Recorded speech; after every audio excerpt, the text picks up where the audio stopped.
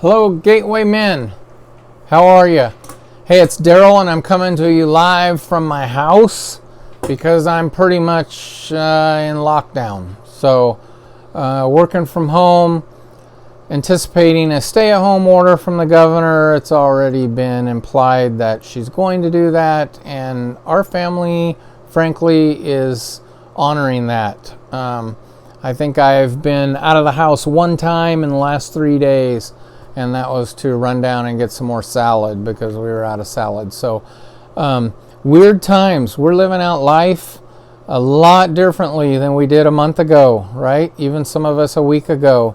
But I just wanted to touch base with you. I wanted to send a message of encouragement to you.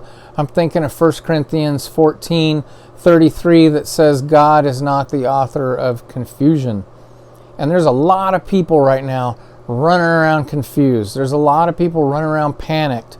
There's a lot of people running around with anxiety. And I'm not saying that those aren't people relying on God. I'm just saying that God doesn't author that. God offers us peace. God offers us comfort when we lean into who He is. And so be sensitive to that this week as you go about your week. I don't know what your family situation looks like.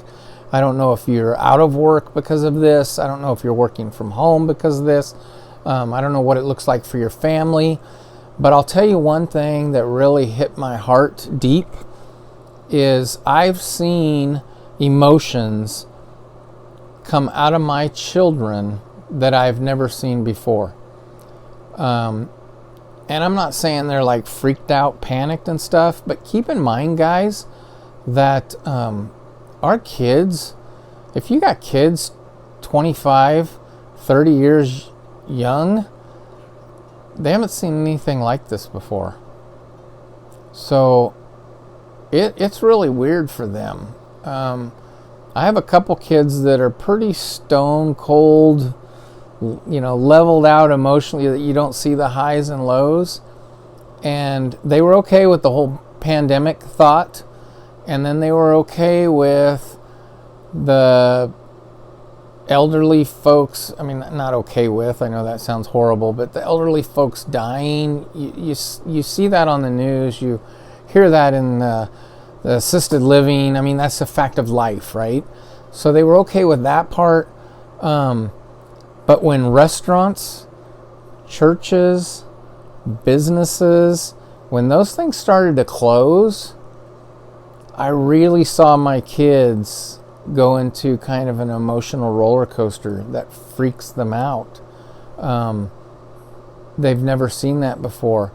I know Pastor Greg was sharing with me that he spoke to Papa John about this stuff, and I'm not going to give away Papa John's age,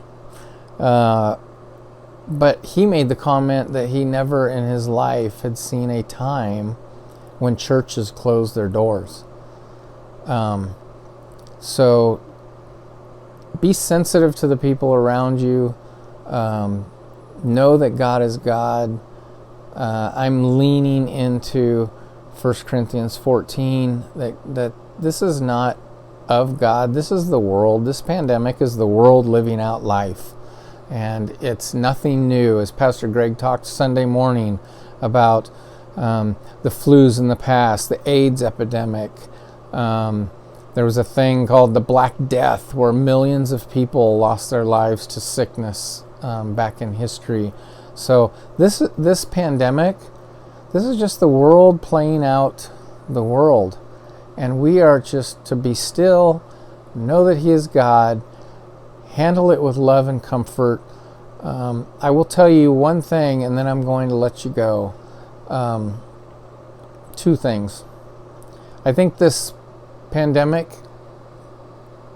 has cast a shadow over our communities, and that's always a good thing for the gospel, because a light shines brighter when there's darkness all around.